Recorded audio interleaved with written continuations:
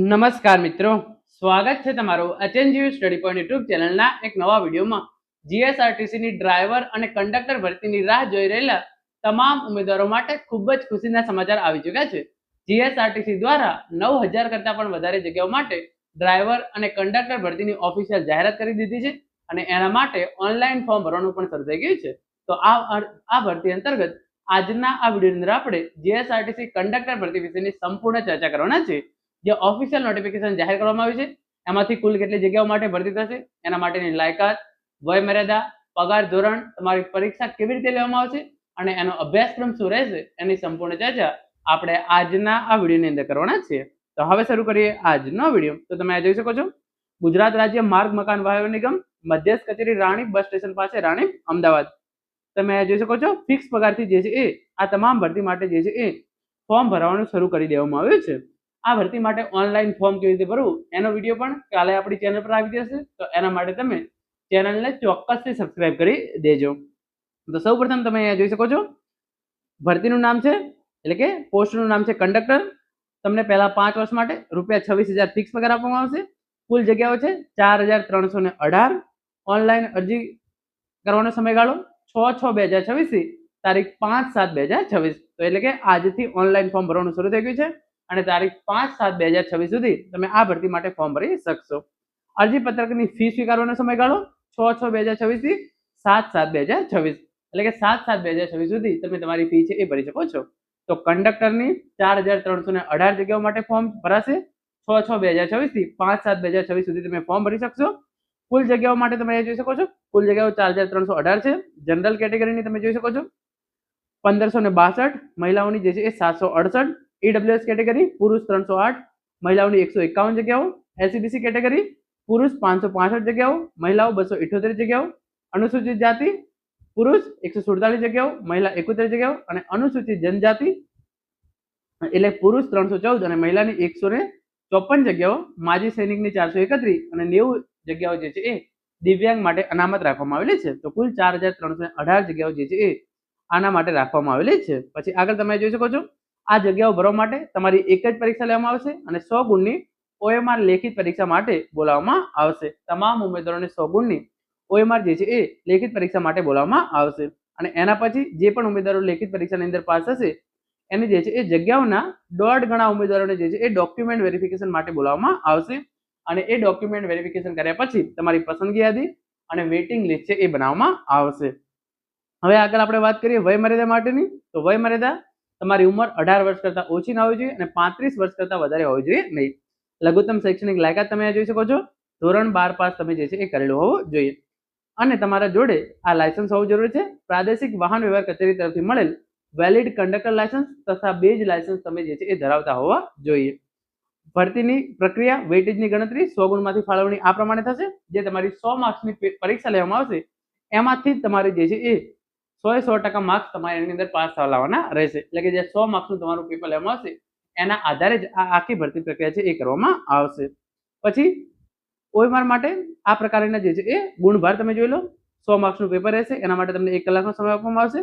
સામાન્ય જ્ઞાન, ગુજરાતનો ઇતિહાસ, ભૂગોળ અને ગુજરાતના વર્તમાન બનાવો ધોરણ 12 કક્ષાનું 20 ગુણ. રોડ સેફટી 10 ગુણ. ગુજરાતી વ્યાકરણ ધોરણ 12 કક્ષાનું 10 ગુણ. અંગ્રેજી વ્યાકરણ ધોરણ 12 કક્ષાનું 10 ગુણ. ક્વોન્ટિટેટિવ એપ્ટિટ્યુડ અને ટેસ્ટ ઓફ રીઝનિંગ ધોરણ 12 કક્ષાનું 10 ગુણ. નિગમને લગતી માહિતી / ટિકિટ અને લગેજ ભાડાના ગાણિતિક પ્રશ્નો 10 ગુણ. મોટર વ્હીકલ એક્ટની પ્રાથમિક જાણકારીના પ્રશ્નો, પ્રાથમિક સારવાર અંગેના પ્રશ્નો અને કંડક્ટરોની ફરજો 10 ગુણ અને કમ્પ્યુટરના ઉપયોગની પાયાની જાણકારીના પ્રશ્નો 20 ગુણ. તો આ વિષયનું તમારું જે છે એ 100 માર્ક્સનું પેપર લેવામાં આવશે અને આ 100 માર્ક્સના આધારે જે તમે 100 ગુણનું પેપર છે એના આધારે જ આખું મેરિટ કંડક્ટર ભરતી માટે તૈયાર કરવામાં આવશે. આગળ તમે જોઈ શકો છો, 100 ગુણનું પેપર લેવામાં આવશે, 100 પ્રશ્નો રહેશે અને એના માટે તમને 1 કલાક આપવામાં આવશે. કોઈ પણ પ્રકારના જે છે એ લઘુત્તમ ગુણ રાખવામાં આવેલા નથી. પછી આગળ તમે જોઈ શકો છો, ધોરણ 12 કક્ષાનું જે છે એ લેવલ રહેશે. પરીક્ષાનું માધ્યમ જે છે એ ગુજરાતી રહેશે.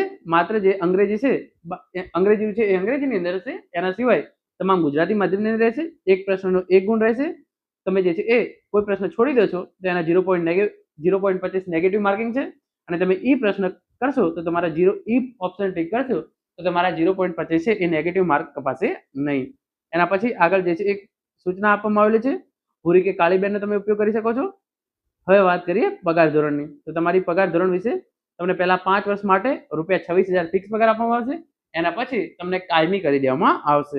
વય મર્યાદા 18 વર્ષ કરતાં ઓછી ના હોવી જોઈએ અને પુરુષો માટે 35 વર્ષ કરતાં વધારે ના હોવી જોઈએ અને મહિલાઓ માટે 40 વર્ષ કરતાં જનરલ કેટેગરીની અંદર વધારે હોવી જોઈએ નહીં. અનામત કેટેગરીના તમે હોય તો પુરુષ ઉમેદવારો 40 અને મહિલા ઉમેદવારો 45 વર્ષ કરતાં તમારી ઉંમર વધારે હોવી જોઈએ નહીં. 18 થી 35 વર્ષ તમારી ઉંમર હોવી જોઈએ. તમે 5/7/1991 થી 5/7/2008 વચ્ચે જન્મેલા હોય તો તમે આ ભરતી માટે ફોર્મ ભરી શકો છો. આના કરતાં તમારી ઉંમર વધારે હોય અને તમે આ ભરતી માટે ફોર્મ ભર્યું છે તો તમે આપોઆપ તમારું ફોર્મ જે છે એ રદ કરી દેવામાં આવશે. પછી કેટલી છૂટછાટ મળવાપાત્ર રહેશે એની તમામ ઇન્ફોર્મેશન તમે અહીંયા જોઈ શકો છો. જે અનામત કેટેગરીના પુરુષ ઉમેદવારો છે એમને 5 વર્ષની અને અનામત કેટેગરીના મહિલા ઉમેદવારો છે એમની ઉપલી વય મર્યાદાની અંદર 10 વર્ષની છૂટછાટ મળવાપાત્ર રહેશે. ફોર્મ ભરવા માટે તમે ભારતના, નેપાળના, ભૂતાન અથવા તો તિબેટના નાગરિક જે છે હોવા જોઈએ તો તમે આ ભરતી માટે જે છે એ ફોર્મ ભરી શકશો. જન્મ તારીખનું પ્રમાણપત્ર તમારું જે પણ હોય એ પ્રમાણપત્ર તમારે દર્શાવવાનું રહેશે અથવા તો તમારે એલસી દર્શાવવાની રહેશે.